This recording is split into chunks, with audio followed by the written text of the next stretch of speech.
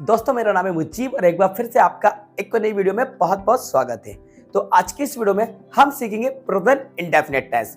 तो वीडियो को स्टार्ट से लेकर एंड तक जरूर देखिएगा क्योंकि दोस्तों रियली आज की वीडियो आपके लिए काफी ज्यादा इंपॉर्टेंट है। ज्यादातर लर्नर्स इस प्रेजेंट इंडेफिनिट टेंस को लेकर बहुत ज्यादा कंफ्यूज होते हैं, उनको समझ में नहीं आता कि इसका यूज किस तरीके से किया जाता है। लेकिन आज मैं आपका सारा कंफ्यूजन दूर करने वाला हूँ और आपको डिटेल में एक्सप्लेन कराने वाला हूँ कि किस तरीके से प्रेजेंट इंडेफिनिट टेंस का यूज करते हैं। तो चलिए वीडियो को शुरू करते हैं। सबसे पहली बात कि प्रेजेंट इंडेफिनिट टेंस को प्रेजेंट सिंपल टेंस भी कहा जाता है। तो इसमें आप बिल्कुल कंफ्यूज नहीं होगा, प्रेजेंट इंडेफिनिट या फिर प्रेजेंट सिंपल टेंस कहा जाए तो दोनों का मतलब एक ही है। अब जानते हैं कि इनका यूज हमें कब करना है, किस सिचुएशन में प्रेजेंट इंडेफिनिट टेंस का यूज किया जाता है। तो दोस्तों प्रेजेंट इंडेफिनिट टेंस का यूज हम करते हैं अपनी हैबिट्स को बताने के लिए, यानी कि जो हमारी हैबिट्स हैं या हमारी डेली एक्टिविटीज हैं, जो वर्क अगेन एंड अगेन हम करते हैं, उसको बताने के लिए हम प्रेजेंट इंडेफिनिट टेंस का यूज करते हैं। या फिर कुछ फैक्ट, कुछ यूनिवर्सल ट्रुथ को बताने के लिए भी प्रेजेंट इंडेफिनिट टेंस का ही यूज किया जाता है। जैसे कि हम कहते हैं ना, the sun rises in the east, ये यूनिवर्सल ट्रुथ है। The earth moves around the sun, universal truth है। The birds fly in the sky. तो इस तरह की सिचुएशन में भी हम प्रेजेंट इंडेफिनिट टेंस का ही यूज करते हैं, या फिर कस्टम को बताने के लिए या फिर उस एक्शन को बताने के लिए जो हमेशा होता है। तो इन सब के लिए हम प्रेजेंट इंडेफिनिट टेंस का यूज करते हैं। आइए जानते हैं कि इसको किस तरीके से बनाया जाता है। देखिए साइंटिस्ट हमारा या तो अफर्मेटिव होता है, या निगेटिव होता है, या इंटेरोगेटिव होता है, या फिर निगेटिव इंटेरोगेटिव होता है। यानी कि साइंटिस्ट के 4 टाइप्स होते हैं, अफर्मेटिव, निगेटिव, इंटेरोगेटिव और निगेटिव इंटेरोगेटिव। अब वन बाय वन हम जानते हैं कि इनको कैसे बनाया जाता है, किस रूल को फॉलो किया जाता है, वो मैं आपको यहाँ पे सिखाता हूँ। दोस्तों अफर्मेटिव सेंटेंस में हम सिंगुलर सब्जेक्ट्स के साथ वर्ब में एस, ईएस या आईएस का यूज करते हैं। अब सिंगुलर सब्जेक्ट्स क्या होते हैं, आइए ये भी जान लेते हैं। देखिए he, she, it, any name, he, she, it या किसी का भी नेम हमारा सिंगुलर सब्जेक्ट्स कहलाता है। तो इन सभी सब्जेक्ट के साथ हमें मेन वर्ब में एस, ईएस या आईएस ऐड करना है।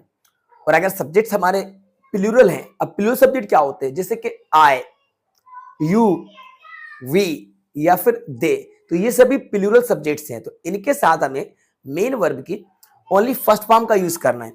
तो दोस्तों यहाँ पे हमें एस, ईएस, आईएस को अवॉइड करना है। इनके साथ एस, ईएस, आईएस का यूज नहीं किया जाता है। ठीक है, अब बात करते हैं हम नेगेटिव की। तो देखो सेंटेंस अगर हमारा नेगेटिव है तो नेगेटिव में हेल्पिंग वर्ब हम डू और डज का यूज करेंगे। अब डू कब लगेगा, डज कब लगेगा, पहले ये जानते हैं। तो सिंगुलर सब्जेक्ट के साथ हम लगाएंगे डज, वही ही, शी, इट, नेम के साथ डज लगाएंगे हेल्पिंग वर्ब, और आई, यू, वी, दे के साथ हम हेल्पिंग वर्ब लगाएंगे डू। देन इसके बाद हम लगाएंगे नॉट, क्योंकि हम सेंटेंस को नेगेटिव बना रहे हैं तो नेगेटिव बनाने के लिए जो नॉट लगता है वो नॉट हेल्पिंग वर्ब के बाद ही लगता है। Point to be noted, directly note नहीं लगता है, तो इस बात को आप याद रखिएगा और नोट भी कर लीजिएगा। जब हम नोट लगाएंगे तो नोट को हेल्पिंग वर्ब के बाद लगाएंगे, और प्रेजेंट इंडेफिनिट टेंस की हेल्पिंग वर्ब है डू और डज। देन इसके बाद वर्ब की फर्स्ट फॉर्म लगाएंगे, इस बात को भी याद रखिएगा, do, does, not, then V one. अब यहां से एस, ईएस, आईएस हट जाता है, डू नॉट, डज नॉट के बाद वी1 आएगा। ऑब्जेक्ट सेंटेंस में है तो ऑब्जेक्ट आएगा। अब बात करते हैं इंटेरोगेटिव की। तो देखो इंटेरोगेटिव बनाने के लिए हम स्टार्टिंग में डू लगाएंगे या डज लगाएंगे, देन सब्जेक्ट, इसके बाद वी1 ऑब्जेक्ट, और लास्ट में क्वेश्चन मार्क का यूज करेंगे। ठीक है, इससे सेंटेंस हमारा इंटेरोगेटिव बन जाएगा। अगर क्वेश्चन वर्ड आया है सेंटेंस में तो क्वेश्चन वर्ड को हेल्पिंग वर्ब के बिफोर यूज कर लेंगे। और बात करते हैं नेगेटिव इंटेरोगेटिव की। तो नेगेटिव इंटेरोगेटिव में डू, डज, सब्जेक्ट, इसके बाद नॉट लगा दीजिए, देन वी1, देन ऑब्जेक्ट का यूज करके लास्ट में क्वेश्चन मार्क लगाएंगे। ठीक है, तो आइए जानते हैं सबसे पहले स्ट्रक्चर्स के बारे में। इनके स्ट्रक्चर्स को देख लेते हैं, फिर इसके एग्जांपल्स देखेंगे। तो हमारा अफर्मेटिव का स्ट्रक्चर होगा subject, V one, S, ES, IS, then object. Negative में सब्जेक्ट के बाद हेल्पिंग वर्ब आएगी डू या does, then not, V one, object. इंटरव्यूट में क्या होगा, स्टार्टिंग में डू या फिर does, then subject, then V one, then object. Negative इंटरव्यूट में do, does, subject, then not, then V one, object. ठीक है, ये स्ट्रक्चर्स आपके सामने स्क्रीन पर है, आप इनको देख लीजिए, इसका स्क्रीनशॉट ले लीजिए, इसको नोट कर लीजिए। आइए कुछ एग्जांपल्स देखते हैं। जैसे कि he goes to school, he goes to school, ये प्रेजेंट इंडेफिनिट का अफर्मेटिव सेंटेंस है हमारा, ही गोज टू स्कूल। तो ही के साथ हमने गो में क्या लगाया, es लगाया, देन टू स्कूल, तो ही गोज टू स्कूल।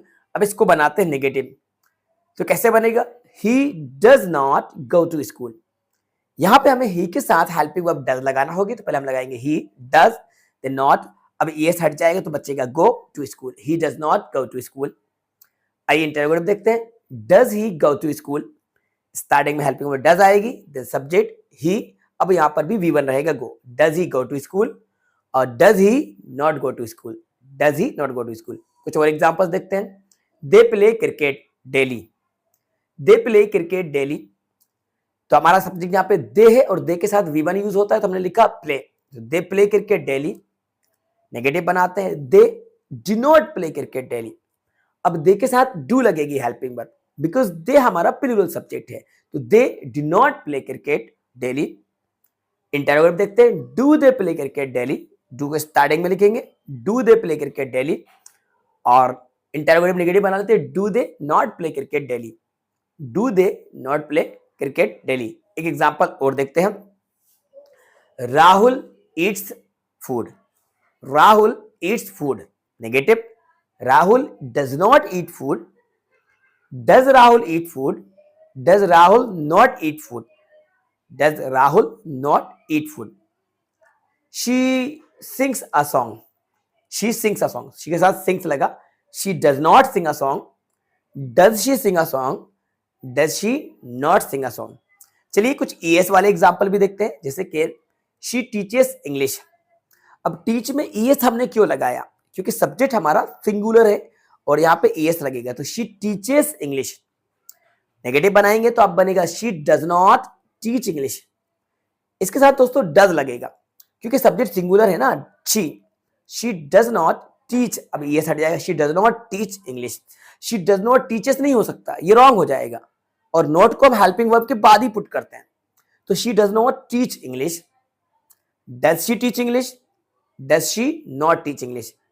अब यहाँ पे अगर आपको क्वेश्चन वर्ड का यूज करना है तो why does she teach English and why does she not teach English, ऐसे आप WH फैमिली वर्ड का यूज कर सकते हैं, ठीक है। IS का एग्जांपल देख लेते हैं, जैसे कि ही फ्लाइज अ काइट, फ्लाई में IS लगाएंगे वाई हटा के, तो ही फ्लाइज अ काइट। नेगेटिव बनाएंगे, ही does not fly a kite, he does not fly a kite, does he fly a kite, does he not fly a kite।